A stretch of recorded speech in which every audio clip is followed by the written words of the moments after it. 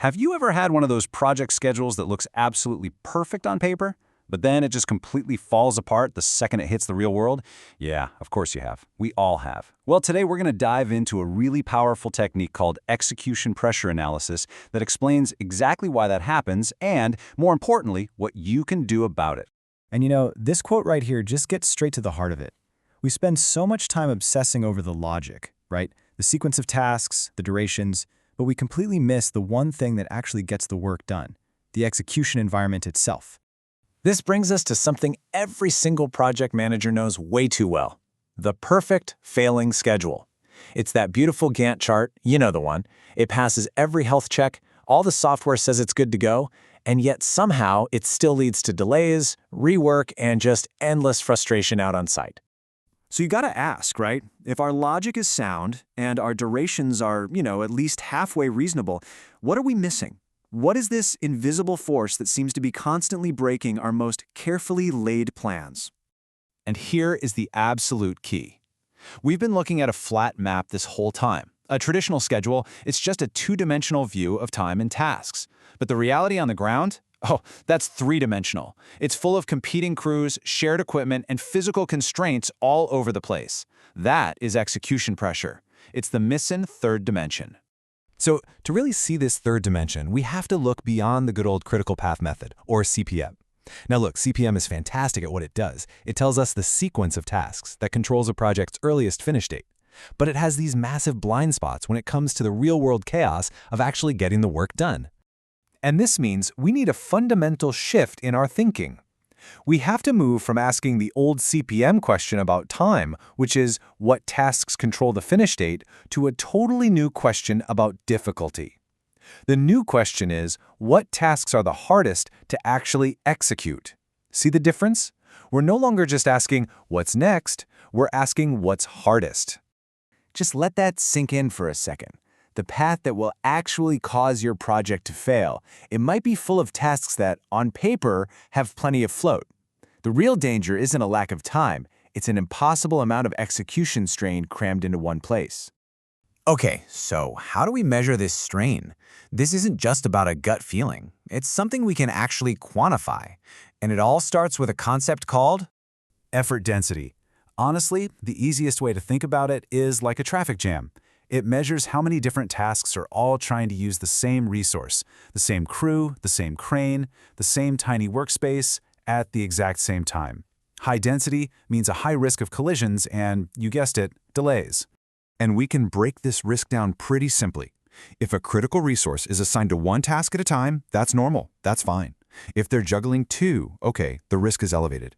But when you see a key crew or that one single crane assigned to 3 or more tasks at the same time, that is a severe red flag. The schedule is literally promising something that physically cannot happen, which all but guarantees a delay.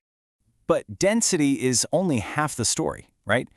We also need to measure the intensity of the work, which brings us to the effort index. This just acknowledges that not all work is created equal. I mean, digging a simple trench is worlds away from landing a complex, heavy piece of equipment. The effort index captures that severity: how long a task takes, the skill it requires, and how much coordination it demands. All right, so you take density and you take intensity. You put them together, and what do you get? You get the Execution Pressure Index, or EPI. This is the big one. It calculates the total accumulated strain by tracing how the density and the intensity of each task flows through the entire project network. It shows you exactly how the difficulty of one task creates this ripple effect, stressing out everything that comes after it. So now we have these powerful new metrics. The question is, how do we actually apply them to find the real choke points in our schedule? The ones that CPM just always seems to miss?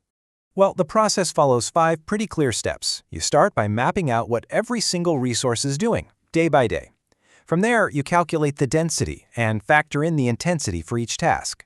Then you trace how that pressure flows or propagates through the whole schedule. And that final step, that's what reveals the true controlling path of your project. And this This is what it all leads to, the critical effort path, or CEP. So forget the critical path you thought you knew. The CEP is the sequence of tasks with the highest accumulated execution pressure.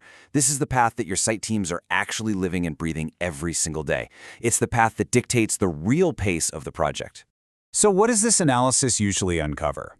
Well, it's stuff that every project manager has felt in their gut. It makes it painfully obvious that the single crane is the real bottleneck, not the concrete pour. It shows you that your civil team is set up to fail weeks before it actually happens. It reveals all those hidden dependencies, like how scaffolding access can bring multiple work fronts to a grinding halt. You know, ultimately, the goal of this whole analysis is pretty simple. It's to take those hidden, real-world dynamics and drag them out into the light where they can actually be discussed, managed, and hopefully solved. What this does is it transforms your schedule from a simple calendar of intentions, which is really just a wish list of dates, into a dynamic model of what's actually going to happen on site when real-world resources and tasks inevitably collide. And this right here is the real power. It's not just about finding problems, it's about solving them. Because when you're armed with this analysis, you can go to your contractors and have incredibly specific, data-driven conversations about sequencing, about crew allocation, about realistic productivity, and that ultimately de-risk the entire project for everyone. So I'll leave you with this thought. Your schedule isn't just a list of tasks and dates. It's a living, breathing system of competing forces. And execution pressure analysis gives you the lens to finally see those forces clearly. So the question is, what hidden risks might you discover if you started looking for the pressure points instead of just a critical path?